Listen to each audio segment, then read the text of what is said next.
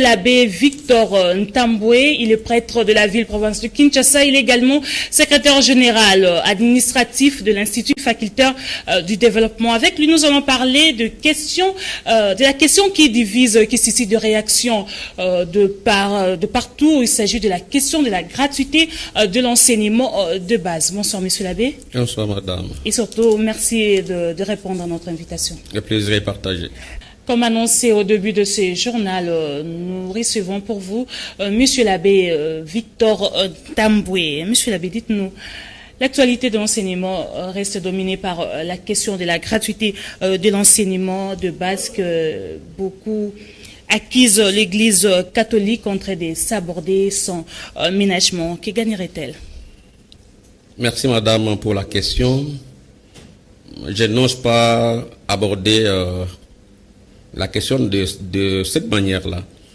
L'Église n'a aucun intérêt à saboter la gratuité de l'enseignement, tel que décidé par le président de la République avec tout son gouvernement. D'ailleurs, vous avez suivi, j'ose croire, avec une attention particulière, la conférence de presse de notre père archevêque Fridolin Cardinal Ambongo le mercredi de la semaine passée. Il est mardi plutôt la semaine passée et il est revenu sur ça le dimanche au stade pour dire que l'Église accorde une importance capitale à la gratuité de l'enseignement. Mais pourquoi? Et parce que la prise en charge des enseignants par le parent était discriminatoire dans la mesure où les parents, les enfants dont les parents n'avaient pas assez de moyens ne pouvaient pas aller à l'école. D'où le sens de l'enseignement au rabais, puisque finalement c'était sélectif. Et l'Église a dit plutôt que nous accueillons avec joie cette grande mesure, mais que nous voulons de garde-fous, que les mesures soient prises pour que la gratuité de l'enseignement ne se réduisent pas en un slogan tout simplement.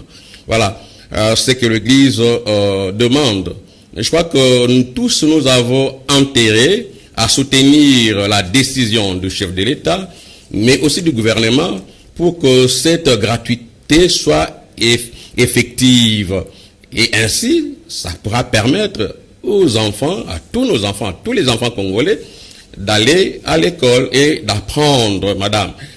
Vous savez qu'il y a à boire et à manger dans cette histoire de la gratuité. Dites-nous alors, qu'est-ce qui se passe alors? Mais j'ai la nette impression que c'est à qui il revenait ou il revient de faire respecter cette mesure salutaire pour les enfants du Congo sont en quelque sorte en train de torpiller la décision du président de la République. Ici, je prends... À qui vous faisiez allusion alors? Ici, je fais allusion au service de l'enseignement primaire et secondaire. Parce qu'en fait, qu'est-ce que le président a pris comme décision? Que c'est l'enseignement de base. Et l'enseignement de base va de quelle classe en quelle classe? C'est de la première année primaire au 8e année ou à la 8e année, comme on l'a dit. Mais aujourd'hui, ceux qui sont chargés de faire respecter, ils viennent avec d'autres mesures pour dire que finalement c'est l'enseignement, c'est la gratuité qui doit prendre toutes les promotions, sinon toutes les années de l'école d'enseignement secondaire, alors qu'on devait se limiter au niveau de la 8e année, et puis à partir de 3e année, 4e année, 5e année, jusqu'à 6e année, ils devaient en fait... Les parents devaient continuer à prendre en charge les enseignants. Jusqu'à ce que on puisse, comme le président l'avait dit, qu'on puisse y aller de manière progressive. Mais apparemment, ceux qui sont appelés à exécuter la décision sont en train de torpiller et cherchant à mettre le désordre pour qu'on dise plus tard que, voilà, il a osé avec l'éducation de base, il n'a pas réussi. Le président, bien sûr, de la République. C'est pour ça que ici, nous voulons, devant de votre micro, interpeller tous les partenaires de l'éducation. L'Église n'a rien à foutre si, en termes de mettre en cause l'éducation de base. Non, au contraire, l'Église. C'est pourquoi l'Église catholique, les écoles conventionnées catholiques répondent par des grèves par-ci par-là. Mais en fait, ce n'est pas toutes les écoles d'abord, il faut les souligner. Mais aussi, c'est par rapport à ce que je venais de dire tantôt, que ceux qui sont tenus de faire respecter la gratuité, ils vont mal. Ils ne savent pas s'y prendre. Ce qui fait que ça crée un désordre organisé. On ne sait pas à quel sens c'est voué. Tantôt, c'est au niveau de la 8e année que la gratuité doit se limiter. Tantôt, il faut aller jusqu'en 6e année. Alors, beaucoup d'écoles qui avaient déjà perçu les frais scolaires des parents par rapport à ces classes sont obligées de rembourser cet argent. Alors, si on rembourse cet argent alors que l'année est déjà en cours, que deviennent ces enfants par rapport à l'éducation pour cette année scolaire, comme je l'ai dit tantôt, qui est déjà en cours. Je crois que il est temps que les trois partenaires de l'éducation se mettent autour d'une table.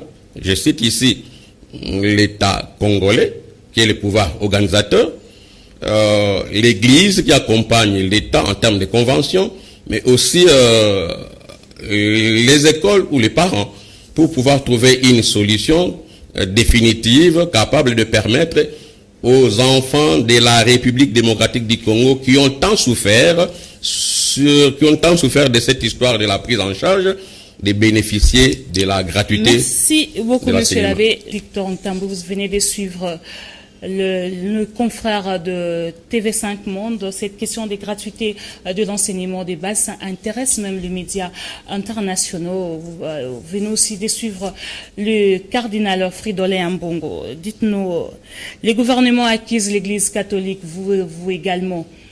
Si jamais cette année est déclarée blanche, quel discours aura l'Église catholique? Non, mais merci madame, mais comme je l'ai dit au début, je ne pense pas que ce soit l'Église catholique qui soit derrière les enseignants pour les inciter à ne pas être dans le salle des cours et enseigner comme il se doit. Et la question, c'est tout à fait normal que cette question puisse être évoquée même au niveau international. D'ailleurs, je crois que vous avez suivi les différents passages du chef de l'État à travers l'Occident, ou les pays occidentaux, vous l'avez suivi, souligner la gratuité de l'enseignement. Ce qui est normal que les médias aussi étrangers puissent s'intéresser à cette question. Mais parce que tout le monde a droit à l'éducation, comme d'ailleurs le souligne la Déclaration universelle des droits de l'homme. Tout le monde a droit à l'éducation, et surtout l'éducation de base. Alors, à ce qui concerne notre père archevêque, vous l'avez entendu, il avait dit le mercredi passé lors de sa conférence de presse, il a répété le dimanche à la messe d'action des races de son cardinalat, et je venais de le dire aussi tantôt, la gratuité de l'enseignement est salutaire, mais il faut des mesures d'encadrement pour que ça ne soit pas un mort-né. Donc, je crois que les partenaires, comme l'archevêque l'a souligné, les professionnels de l'éducation doivent se retrouver autour d'une table et discuter de la question, ce qui en fait la question est d'une importance capitale, dans la mesure où ça permet à tous les enfants discriminés autrefois par la prise en charge des anciens par les parents, puissent aller à l'école.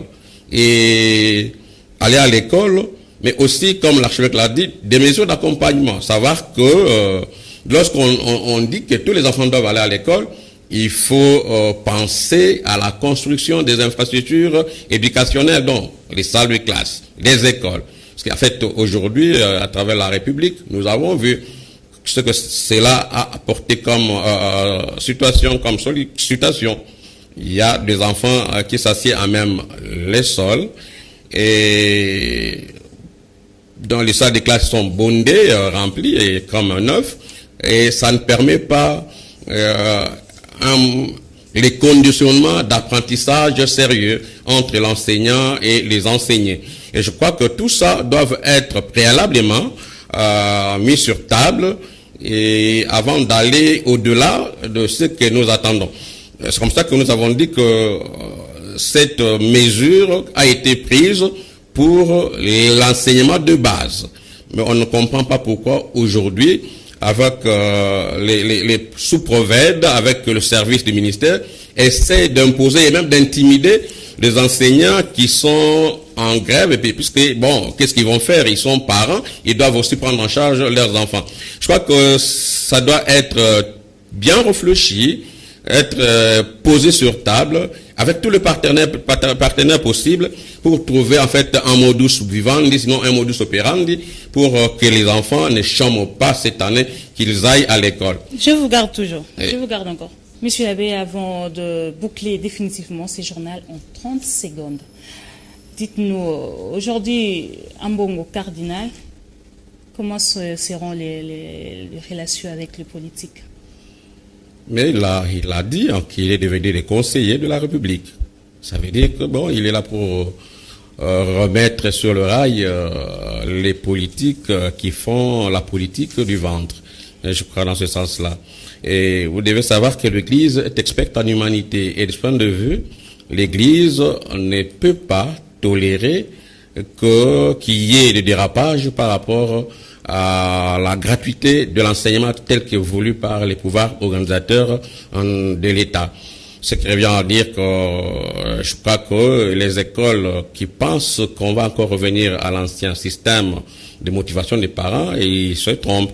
Et dans la mesure où, en fait, cette histoire était devenue, pour certaines écoles, une vache à lait. Donc, il faut mettre fin à ça et puis bon, voilà, promouvoir l'éducation de nos enfants là. Merci beaucoup. Je rappelle, vous êtes Monsieur l'abbé Victor Ntambwe, prêtre de Kinshasa. Vous êtes également secrétaire général administratif à l'Institut facultaire du développement. Encore une fois de plus, merci de répondre à notre invitation. C'est à moi de vous dire merci, madame, pour les choix portés sur moi. Merci beaucoup. C'est complètement fini et bonne soirée chez vous.